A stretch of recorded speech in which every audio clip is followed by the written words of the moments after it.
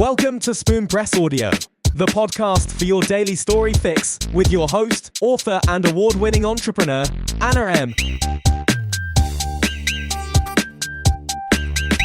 Don't Know Jack, Chapter 11.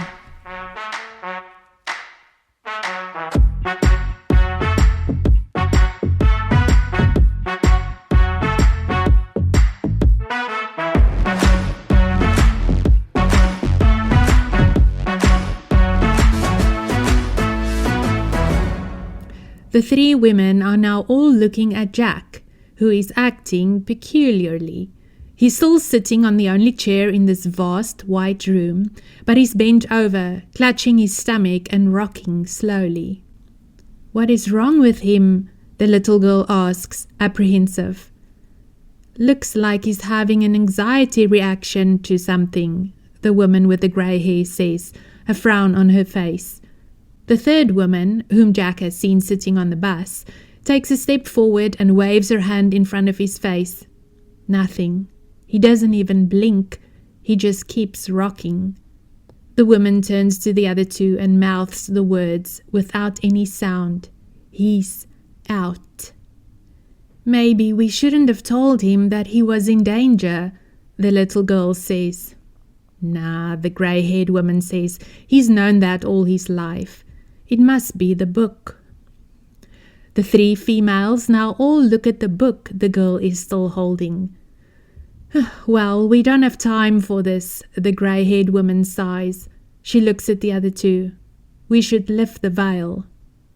"Again?" the other woman mouths, without any sound. "Isn't that dangerous?" the girl asks, her eyes wide. "Again that word," the grey-haired woman says. "And yet we know in the grand scheme of things, danger is highly overrated. What should be feared instead, well, is this." She nods to Jack. "Fear?" the girl asks. "Are we quoting dead people now?" "Not fear," the woman says and steps forward. With her eyes on Jack, she adds, "inaction." And then she lifts her hands and touches him. As if shocked by a bolt of lightning, Jack jumps. He gasps and draws a deep breath, like one who has been underwater for too long and ran out of oxygen. "That's better," the woman says, as Jack heaves, frantically drawing air into his lungs. His cheeks flush as blood comes running back into them. "We need to talk, Jack," the grey-haired woman says, and the other two's lips shape the words as they mime along. "There is a—" But Jack, who is suddenly filled with an all-consuming anger, cuts her short. "Stop doing that," he cries, balling his fists. "No more synchronized bullshit. I demand to know what is going on. I am not saying another word until you three witches start explaining, and one at a time, preferably. You're making me dizzy." The three exchange a look, and the one with the grey hair shrugs. "We're not witches," the little girl then says, "and there really isn't time to—" "Oh, shut up," Jack shouts. "Stop saying there's no time. My girlfriend's been kidnapped, my friend is sleeping off God knows what, and I've been chased, harassed, traumatized in any possible way. So if you want anything from me, you will bloody well make time to explain to me what the fuck is going on. I demand to know the truth. No more games." They all stare at him, stunned at the outburst. Jack stares back. After a few seconds of silence, the second woman, the one from the bus, mouths something. "What's that?" Jack asks. She mouths the words again. "What's she saying?" Jack asks. "I can't understand what the heck she's saying." The grey-haired woman lifts a hand to appease him. "She's just asking what it is you want to know, Jack." He thinks, "Well, where am I? What is this place?" "This, Jack, is the sky. And not the sky as you know it, with clouds and stars, but—" Jack nods. "You mean sky, as in S-K-Y-E, like the title of that book, The Turning of the Sky?" "Yes." "And what is this sky?" he asks. The grey-haired woman speaks again, and Jack is relieved to see that this time only her mouth is moving. The sky is the first world, the foundation on which your world, the second world, stands. Jack frowns. You mean like an alternative reality? No, Jack. The sky is the reality, the true one. Your world is only a manifestation of the sky, a reflection, if you will, like in a mirror or a window. Or water, Jack mutters. Yes, if something changes in the sky, it will ripple through to your world, good or bad. As it is in the sky, so it will be in your reality, sooner or later. Do you understand? No, Jack says. There really is no time. He stops her again. Try harder, he says. You want something from me, yeah? That much is clear, so make me understand. You say my world is built on yours, and that your world, the sky, determines how things will be on my side? Right. So what does this have to do with me? The three females exchange another look. Then the girl turns to Jack and says, We've already lifted too much of the veil too soon. Making you see more of it is a risk. You may... She hesitates. I may what? Jack asks, and look from one to the other. Explode, the girl says. Jack stares at her, then bursts out laughing. I'll take my chances, he says, and folds his arms across his chest. Again the three exchange a look. Well, Jack says. The grey-haired woman sighs.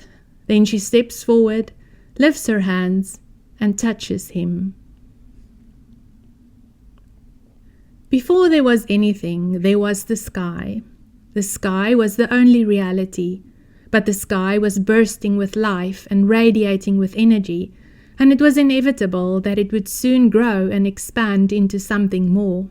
And so, over the ages, there grew, like a new layer of skin on top of the sky, what man now calls life as we know it. The two worlds existed in a divine balance. All things originated from the sky and then spilled over into the world on top, like waves rolling out on the shore. It was a beauty to behold, for a while.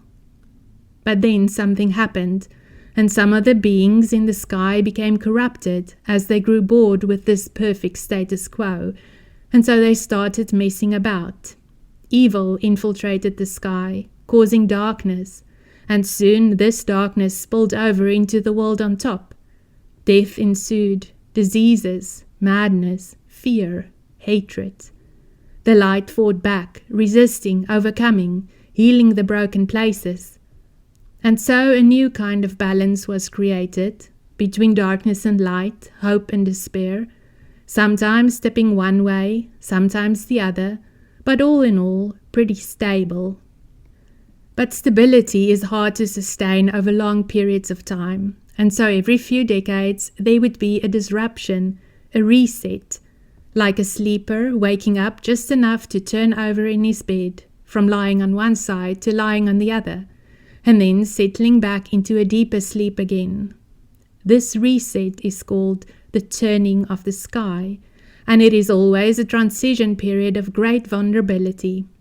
The turning is a moment in time when the boundary between the two worlds is very thin, almost translucent, and to prevent too much darkness from infiltrating and tipping the scales out of balance, the boundary has to be protected from both worlds.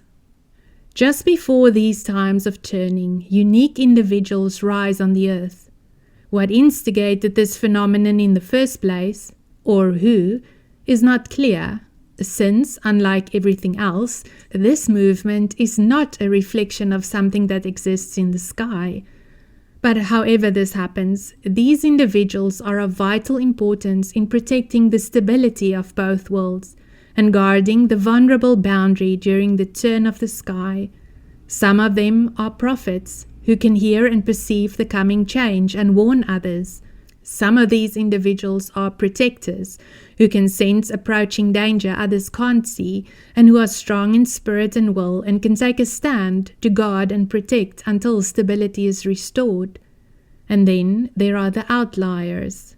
Unpredictable, uniquely formed individuals who are wild cards.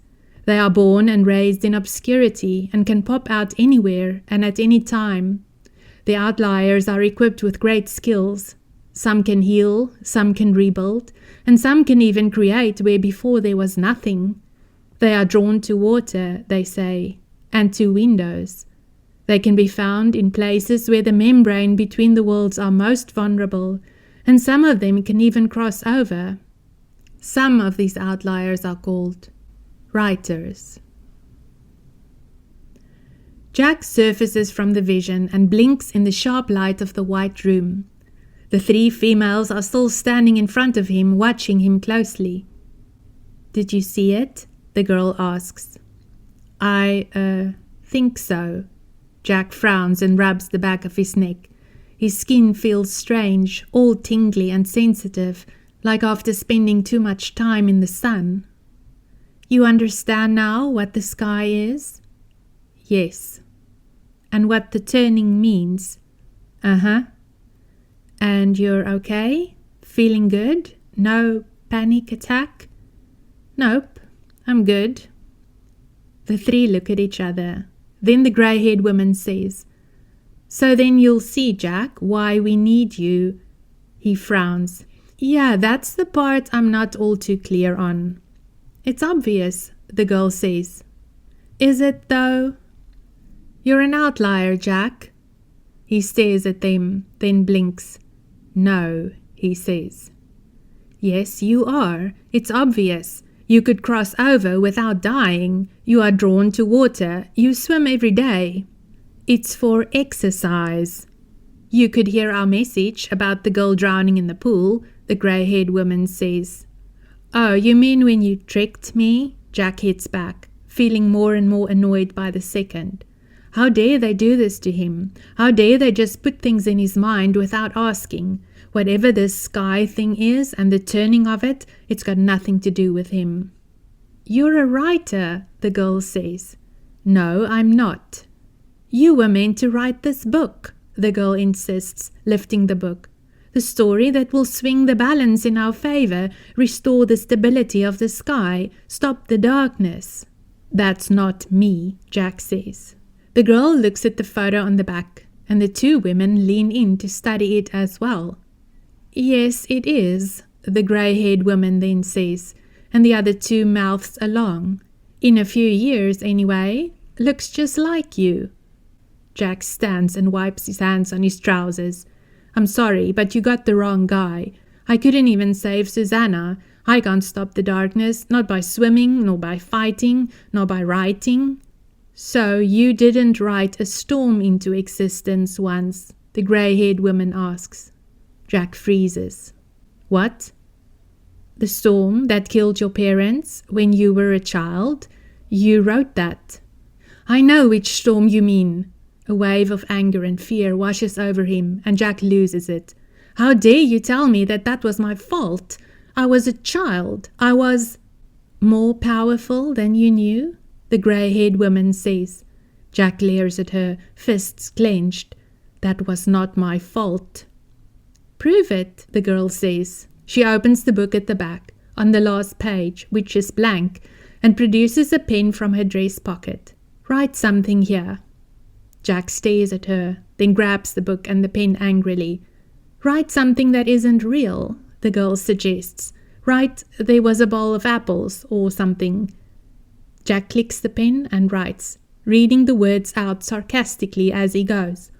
"All of a sudden there was an apple. Full stop." He looks up. They all look around them in the white room. "See? Nothing," Jack says, and holds out the book to the girl. "No, wait," she says. "This can't be right. Write something else." Jack rolls his eyes. "I'm not your fucking savior, ladies." "Just write," the grey-haired woman insists, and this is mouthed by all. Jack sighs, clicks the pen, and writes again. Under the sentence about the apple, he writes, "I wish I was out of here." "That's not funny," the girl says. Jack opens his mouth, but before he can say anything, all of a sudden he is yanked backwards as if grabbed by the collar of his jacket, and as his feet leave the ground, he is caught up in a whirlwind. The last thing he sees before the white room and the three figures disappear is the mouth of the woman from the bus silently forming the word, shit.